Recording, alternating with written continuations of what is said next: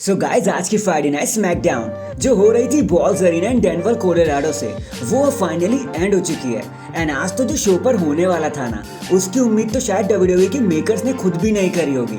तो वीडियो को लास्ट तक पूरा देखना क्योंकि आप देख रहे हैं रेसलमैनिक्स एंड सब्सक्राइब करना तो बनता है। तो शो की धमाकेदार शुरुआत होती है दी रिटर्निंग पैट मैकेफी से जो रिंग में आते हैं सभी को कहते हैं कि यार मैं कॉलेज गेम्स के कवरेज पर था लेकिन मैं दुनिया का सबसे बेस्ट क्राउड फील करना चाहता था, देखना चाहता था, तो मैं यहाँ पर आ गया। एंड आप सभी का स्वागत है फ्राइडे नाइट स्मैकडाउन में। जिसके बाद ऑस्टिन थ्योरी वहाँ होते हैं एंड वो पैट मैकेफी के सामने आ जाते हैं, दोनों फेस ऑफ करते हैं। ऑस्टिन थ्योरी कहते हैं कि ये स्मैकडाउन वगैरह कुछ नहीं है, this is Austin theory life. वो कहते हैं कि इन फैंस को तो मेरे सामने झुकना चाहिए, मैं 26 साल का हूँ यहाँ पर और मैं ही सब कुछ हूँ। जब तुम 26 साल के थे ना पैट मैकेफी, तो तुम सिर्फ एक मग शॉट थे और अब मैं एक सेकंड भी नहीं लगाऊंगा तुम्हें पीटने में, फिर तुम इंजर्ड हो जाओगे और इंजर्ड होकर तुम अपने शो पर जाना जैसे तुम्हारा हीरो एरन रॉजर्स गया था। पैट मैकेफी कहते हैं कि तुम ऐसा कुछ भी नहीं कर पाओगे और ना मुझे तुमसे कुछ लड़ना वड़ना है, ये तुम्हारा शो नहीं है, ये लोगों का शो है। एंड तुम जानते हो उसका मतलब क्या है। एंड तभी इफ यू स्मेल की थीम सॉन्ग प्ले हो जाता है एंड हम सभी को देखने मिलते हैं द रॉक। एक पल के लिए तो मुझे या किसी को भी यकीन नहीं होता कि ये कैसा इम्प्रॉम्प्टू डिसीजन ले लिया WWE ने जिसके बारे में किसी को भी भनक तक नहीं लगी। द रॉक हमेशा की तरह आते हैं और उन्हें थंडरस ओवेशन मिलता है, होली शिट के चैंट लगने शुरू हो जाते हैं। जहाँ ऑस्टिन थ्योरी कहते हैं कि क्यों रॉकी, तुम्हें पता नहीं है ये किसकी रिंग है, ये मेरी रिंग है, तो क्यों ना तुम यहाँ से चले जाओ।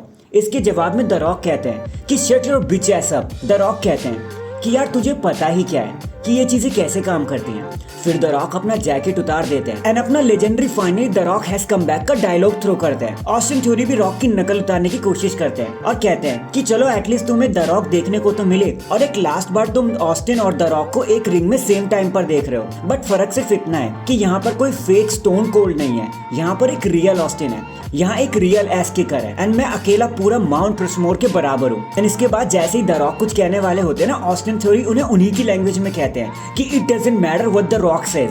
फिर द रॉक कहते हैं कि it does matter what the rock says and what people से मैटर्स इवन मोर।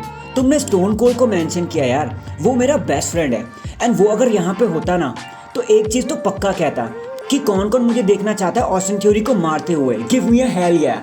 जिसके बाद सारे उन्हें हेल या कहते हैं। फिर रॉक उनसे पूछते हैं कि यार तू ए टाउन से है ना, तो ऑस्टिन थ्योरी कहते हैं कि हाँ मैं वहीं से हूँ। तो रॉक कहते हैं कि यार मुझे पता था कि तू एक ए होल है और अब सिर्फ 3 सेकंड में देखना अरीना की एक साइड कहेगी कि यू आर और दूसरी साइड कहेगी कि एस होल, और उसके बाद डेनवर के लोग ऐसा करने लगते हैं। ऑस्टिन थ्योरी को इससे बहुत गुस्सा आ जाता है लेकिन द रॉक कहते हैं मजा आया ये सुन के। जिसके बाद पैट मैकेफी सबको याद दिलाते हैं कि यार ये सिर्फ एक 2 घंटे का शो है। इस पर द रॉक कहते हैं कि यार हमें पता है ये 2 घंटे का शो है लेकिन हमें बहुत मजा आ रहा है। फिर द रॉक कहते हैं कि यार मुझे ये तो नहीं पता कि तू कहाँ से है लेकिन मुझे ये पता है कि तू क्या है एंड वो है एसहोल। तुम मेरे शो पर आए, पीपल्स के शो पर आए और सबको उल्टी सीधी बातें बोलने लगे।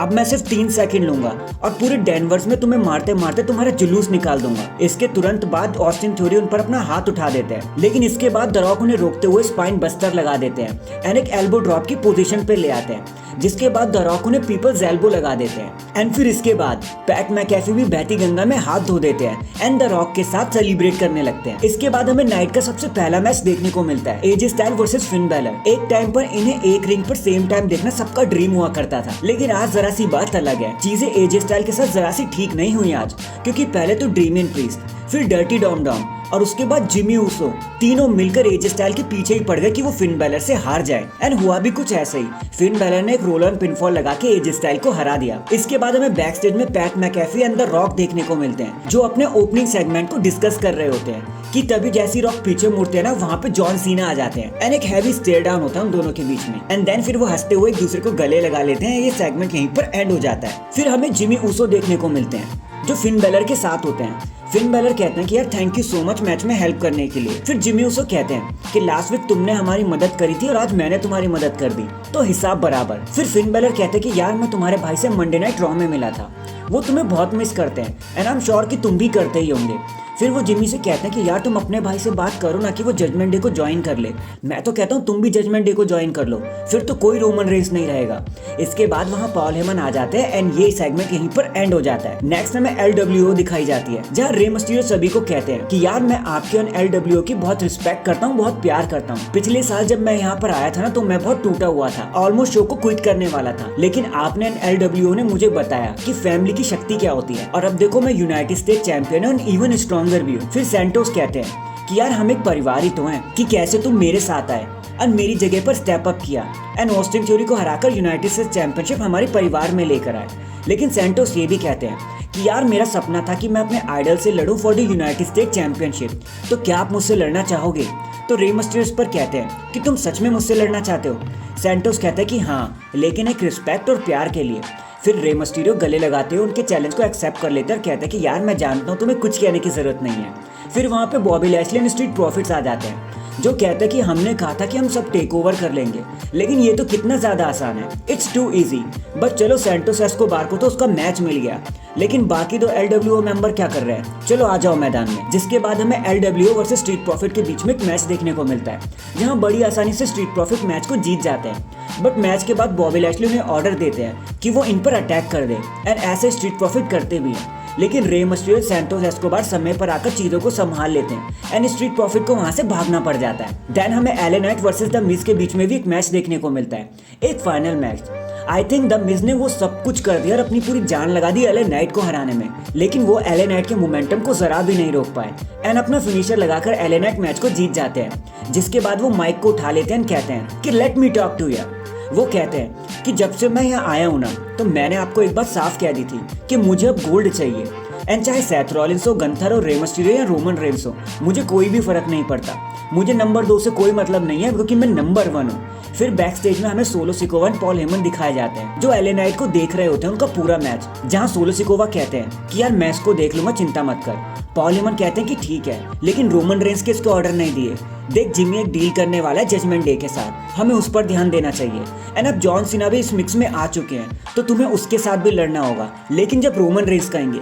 सोलो कहता है कि मैं जानता हूँ कि कौन सी चीज कब और कहाँ करी जाती है, मैं इन सबको आज खत्म कर दूंगा, तुम चिंता मत करो। फिर हमें एडम पियर्स दिखाए जाते हैं, जो प्रीटी डेडली के साथ होते हैं, उनसे कहते हैं कि भाई जब शोल्डर पे चोट लगी है तो व्हील चेयर पे क्यों बैठे हो?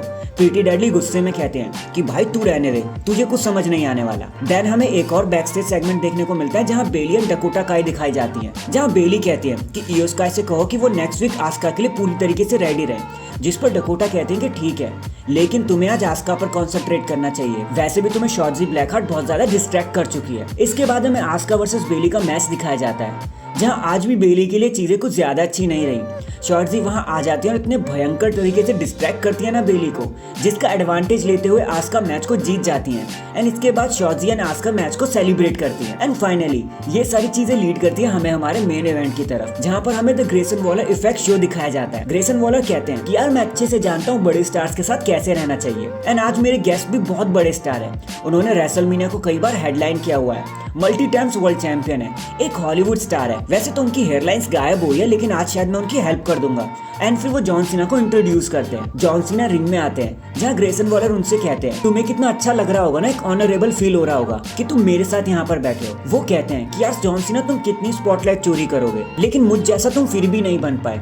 सीना कुछ कहने वाले होते हैं, लेकिन ग्रेसन वॉलर उन्हें वहां भी काट देते हैं। वो कहते हैं कि पेबैक में तो तुम फालतू में स्पेशल गेस्ट रेफरी बने। एंड एक बार फिर से वो सीना को कट कर देते हैं एंड कहते हैं कि भाई ठीक है आप the greatest of all time हो, लेकिन वो पहले की बात थी, अभी तो आप उसके क्लोज भी नहीं हो यार। एंड क्यों झूठ बोल रहे हो सबसे, तुम्हारा तो खुद भी किसी से लड़ने का मन नहीं करता।